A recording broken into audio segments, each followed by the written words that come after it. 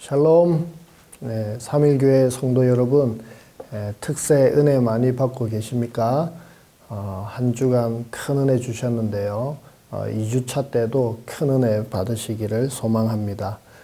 오늘 비정상회의라는 제목으로 사사기 21장 13절부터 25절까지 말씀 나누도록 하겠습니다. 오늘 말씀은 요 며칠 계속 살펴보고 있는 에브라임 산지 출신의 어떤 레위인의 첩 이야기죠. 그 이야기로부터 시작해서 지금 21장 온 이스라엘과 베냐민과의 전쟁 결말에 해당되는 부분입니다. 스토리는 다 알고 계시죠? 사사기 17장 이후부터 이스라엘이 얼마나 총체적으로 타락하고 죄로 물들어 있는지, 세속화되어 있는지, 뼛속까지 하나님을 원망하고 하나님을 떠나서 우상 숭배하고 있는지 그런 모습이 잘 드러나고 있습니다. 이스라엘은 집에 개인 신상이 있지 않잖아요. 그런데 사신 우상같이 섬기지를 않나. 레위인들이 밥을 위해서 자기의 그런 돈을 위해서 그런 개인의 제사장으로 전락하지를 않나.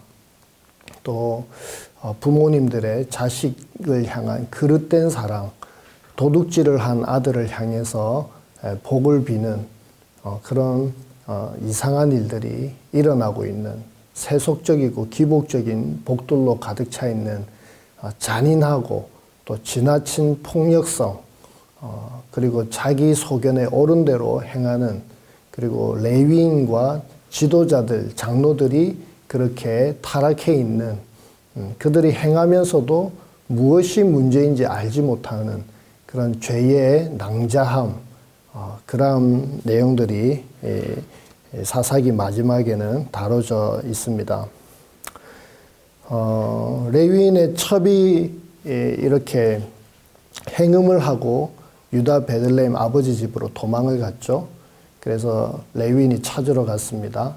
그리고 그 베들레헴에서 며칠 묵은 뒤에 이렇게 돌아오려고 하는데 베냐민 지역이죠. 기브아에서 이렇게 유숙을 하는데 베냐민 지파의 깡패들이, 불량배들이 이렇게 다가와서 동성연애를 하려고 하는 것이죠. 강간을 하려고 하는 것이죠. 그래서 그 유숙하던 집주인의 노인과 또 레위인이 이렇게 자신의 첩을 이렇게 내어놓게 되었고, 그 첩은 아침에 죽은 사체로 발견이 됩니다. 레위인은 그 참변을, 첩의 시신을 12등분하여서 이스라엘 모든 지파로 보내어서 그 죄악상을 고발하게 되죠. 이스라엘 온 지도자들은 미스바로 이렇게 모이게 됩니다. 그리고 결정을 하게 됩니다. 베냐민 지파에게는 딸을 주지 말자. 우리들의 딸을 주지 말자. 그리고 각 지파에서 용사들을 빼어서 군사들을 모아서 베냐민을 심판하기로 그렇게 결정합니다. 3번의 전투 끝에 베냐민을 이기고 베냐민은 남자들 600명만 남게 됩니다. 미스바 총회 때 이스라엘 온 지도자들이 이 전쟁에 미스바로 나오지 않고 이 전쟁에 참여하지 않는 지파와 그 지역의 사람들은 저주가 있을 거라고 그렇게 맹세를 했는데요. 결국 알아보니까 야베스 길르앗 사람들이 그 전쟁에 참여하지 않았죠. 그래서 야베스 길르앗에 또 심판하러 가게 되고, 거기서 남자를 알지 못한 처녀 400명을 잡아오게 됩니다. 그리고 오늘 본문에 보게 되면 이제 베냐민의 그 600명은 림몬 바위에 숨어 있거든요. 그래서 이스라엘 사람들이 이제 화친을 요청하게 되고 그 바위에서 베냐민 사람이 나오게 됩니다. 400명, 그 길르앗 야베스의 처녀 400명을 베냐민 사람들에게 주었고, 이스라엘의 베냐민 지파가 빠지지 않도록, 골이 나지 않도록 하기 위해서 400명을 주었고, 그래도 200명이 아내가 없기 때문에 이것을 어떻게 할까 고민하는 내용이 오늘 본문입니다. 여기서 15절에 보니까 이스라엘 지파들 중에 한 지파가 빠지게 하셨음이었더라. 여호와께서 그렇게 하셨다는 것이죠. 저자의 기록입니다. 성경 저자가 이렇게 기록하고 있습니다. 여기서 빠지게 하셨다. 틈이라는 뜻이거든요. 페레츠라고 하는 틈이라고 하는 단어입니다. 우리가 베레스 우사 그 이야기 아시죠?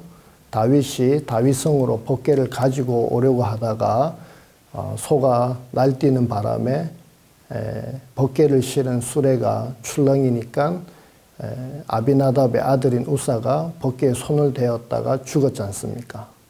우리 송태근 목사님께서 그 부분을 말씀해 주실 때 우사의 그런 오래된 그런 익숙한 하나님의 거룩함에 대해서 경시하게 되는 그런 그의 오래된 죄에 대해서 잘못된 태도에 대해서 한번 말씀해 주셨는데요.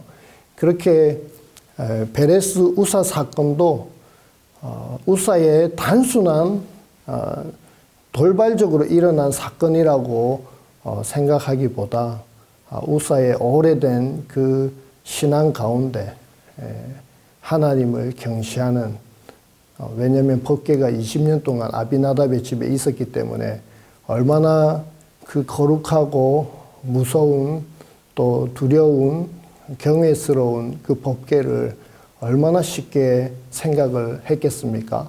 그러니까 그 법궤에 손을 대게 되었겠죠.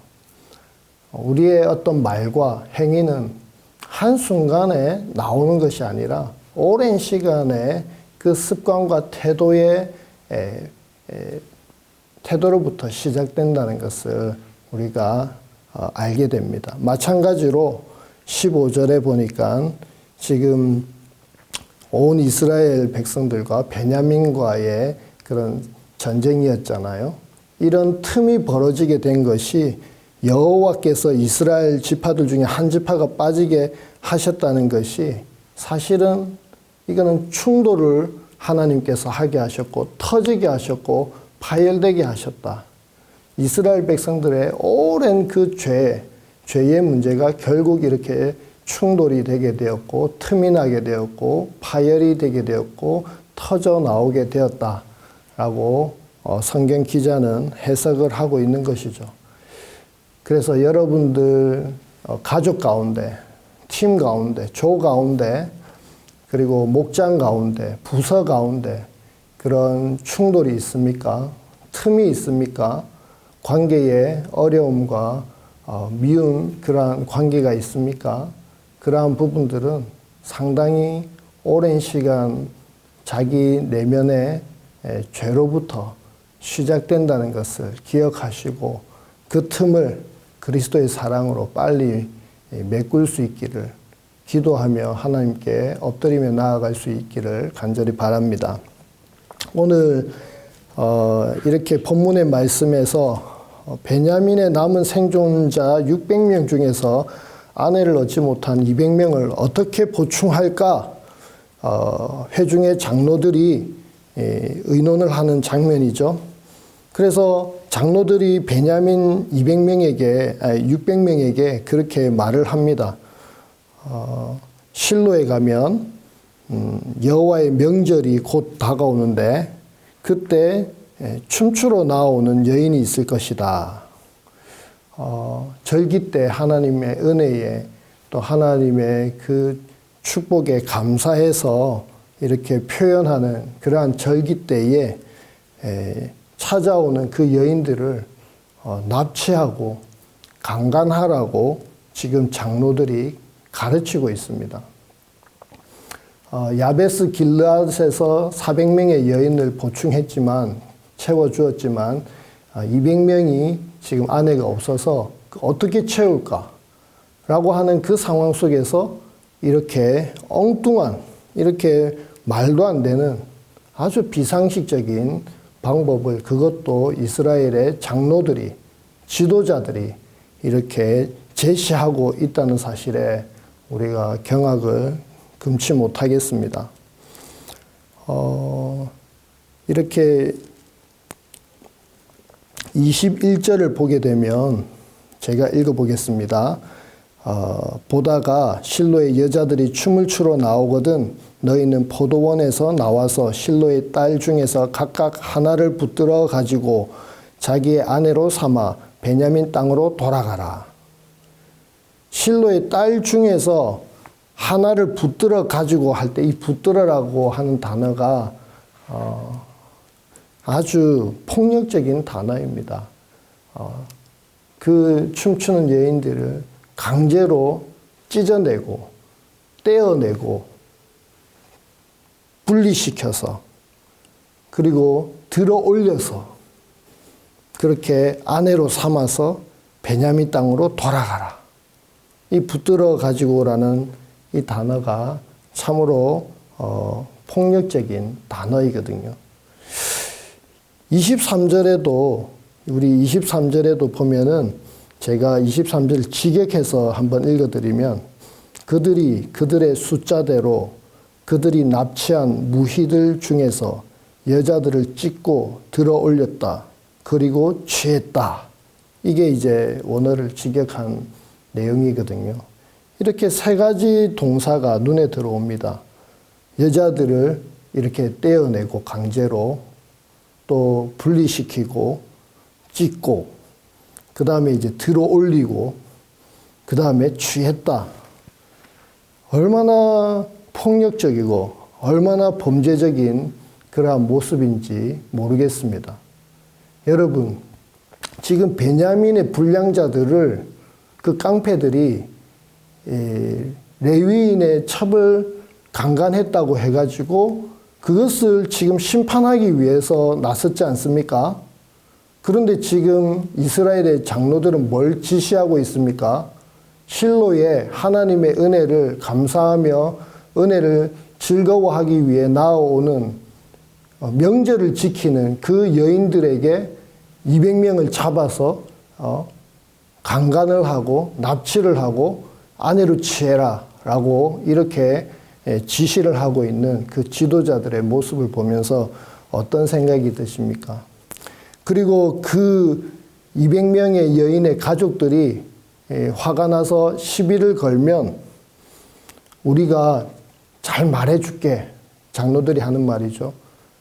은혜를 베풀어 달라고 그 아버지들에게 은혜를 베풀어 달라고. 왜냐하면 우리가 이 베냐민을 하고 전쟁을 할 때 베냐민에게 우리의 자녀를 주는 자는 저주가 있을 것이다.